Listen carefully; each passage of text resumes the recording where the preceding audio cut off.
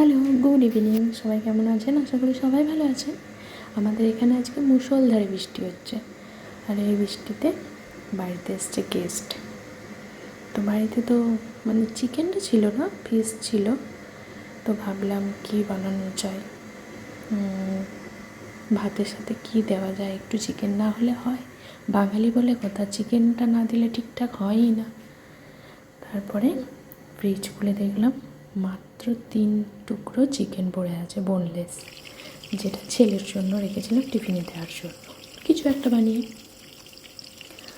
আর মেয়েরা তো manage expert, তাই ম্যানেজ করে নিলাম। আমার হাজব্যান্ড বলছিল যে পাশের স্টোরে আবার চেক করি, এখানে সবসময় চিকেনটা পাওয়া যায় না সামনের স্টোরে। তো আমি বললাম না, দেখতে হয় না, আমি কিছু বানিয়ে দিচ্ছি। তো ওই যেমন বললাম তেমন কাজ, লেগে পড়লাম চিকেন 3 পিস চিকেন নিয়ে গেস্ট খাওয়াতে।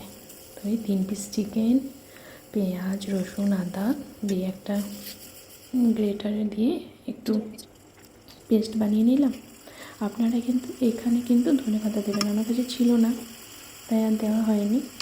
তো এই পেস্ট বানিয়ে ওতে ধনিয়া গুঁড়ো, জিরে গুঁড়ো, যা যা আপনারা দেবার ইচ্ছা মতো দিয়ে দেবেন। লঙ্কা কুচি, আমার তো ছেলেও যদি বায়না করে ওই জন্য ঝালটা ওইটাতে দিইনি, ছোটো ছেলে, সে তো আর কথা শুনবে না।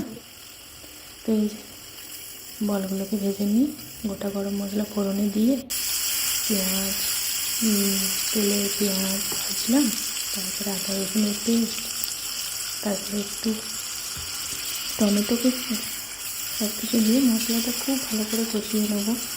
আর রেগুলার স্পাইস যেগুলো, যেমন ধনে গুঁড়ো, হলুদ গুঁড়ো, জিরে গুঁড়ো আমি দিইনি, আপনারা চাইলে দিতেও পারেন, নাও দিতে পারেন। তো এই সব কিছু দিয়ে তেল ছেড়ে গেছে। এরপর সামান্য একটু চিকেন মশলা ছিল, চিকেন মশলা দিয়ে আবারও ভালো করে কষিয়ে জল দিয়ে বলগুলো ছেড়ে দিলাম। আর এরপর গরম মশলা দিয়ে দিলাম ওপর থেকে। আরও ওই 2 মিনিটের মতো ফুটিয়ে নামিয়ে নেবো। আর সাথে দিয়েছি 2টো কাঁচা লঙ্কা। তো গেস্টের তো খুবই ভালো লেগেছিলো রেসিপিটা। আপনাদের রেসিপিটা কেমন লাগলো অবশ্যই কমেন্টে জানাবেন। যদি ভালো লাগে একটা লাইক করবেন, আর আমার চ্যানেলে নতুন হলে চ্যানেলটাকে সাবস্ক্রাইব করে দেবেন। সবাই ভালো থাকবেন, দেখা হবে নেক্সট কোনো ভিডিওতে। ততক্ষণের জন্য অনেক অনেক ধন্যবাদ।